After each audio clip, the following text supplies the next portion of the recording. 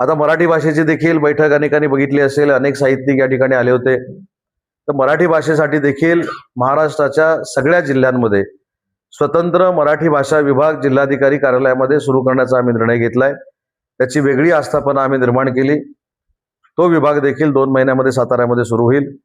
पुस्तकांचं गाव आणि कवितांचं गाव जे जिल्ह्यामध्ये करायचं आहे ते साहित्यिकांवर आम्ही जबाबदारी टाकली की त्याच्यामधनं त्यांनी एक नाव करून द्यावं. म्हणजे ते पुस्तकांचं गाव त्या ठिकाणी होईल आणि कवितांचं देखील गाव त्या ठिकाणी होईल. त्याच्यानंतर तर्क तीर्थ लक्ष्मण शास्त्री जोशींचं स्मारक जे गेली कित्येक वर्ष प्रलंबित होतं त्याच्यासाठी महाराष्ट्र औद्योगिक विकास महामंडळानं जमीन दिलेली आहे. 1 कोटी रुपये आजच मी त्या स्मारकासाठी जाहीर केलेले आहेत. आणि जसं माझ्या पदरी भाग्य आलं तसं शंभूराज देसाई साहेबांच्या आणि जिल्हाधिकाऱ्यांच्या पदरी देखील भाग्य यावं म्हणून डीपीसीतनं मी 2 कोटी रुपये मागितलेले आहेत.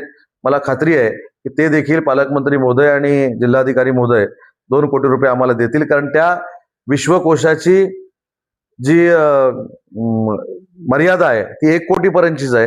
म्हणून आम्ही ज्यादा त्यांना पैसे देऊ शकत नाहीत. हे 3 कोटी रुपयाचं अतिशय दिमागदार विश्वकोशाचं ऑफिस आणि स्मारक तर्क तीर्थांचं हे अतिशय चांगल्या पद्धतीनं साताऱ्यामध्ये उभारण्याचा आम्ही निर्णय घेतलाय.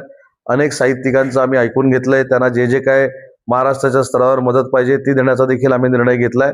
ओव्हरऑल ज्या सगळ्या बैठका झाल्या त्या अतिशय सकारात्मक झाल्या, हसत खेळत झाल्या आणि त्याच्यातनं काहीतरी आम्ही सातारा जिल्ह्याला देऊन जातोय आणि त्याची भविष्यामध्ये आम्ही अंमलबजावणी करणार आहोत. सगळ्यात महत्वाचं राहिलं, खरंच सांगतो ते सगळ्यात महत्वाचं राहिलं, या शहरामध्ये बैठक घ्यायचं कारणच हे होतं की हे जे शहर आहे ते स्वर्गीय यशवंतराव चव्हाण साहेबांचं शहर आहे आणि स्वर्गीय यशवंतराव चव्हाण साहेबांनी मुख्यमंत्री असताना उच्च व तंत्रशिक्षण विभागाची अनुवाद समिती स्थापन केली होती.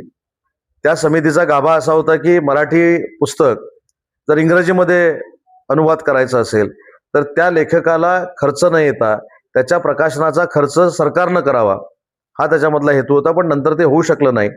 तर कराडमध्ये आज मी ते जाहीर केलं की ज्यांच्याकडनं ही संकल्पना आली ते स्वर्गीय यशवंतराव चव्हाण साहेब कराडचे होते आणि म्हणून कराडमध्ये आम्ही जाहीर केलं की महाराष्ट्राच्या स्तरावर स्वर्गीय यशवंतराव चव्हाण साहेबांच्या नावानं अनुवाद समिती ही भविष्यामध्ये मराठी भाषा विभागामध्ये चालू केली जाईल आणि ग्रामीण साहित्यिक असतील, शहर साहित्यिक असतील, ज्यांना आर्थिक विवंचना आहे त्यांचं साहित्य अनुवाद करण्याची जबाबदारी देखील भविष्यामध्ये मराठी भाषा विभाग घेईल.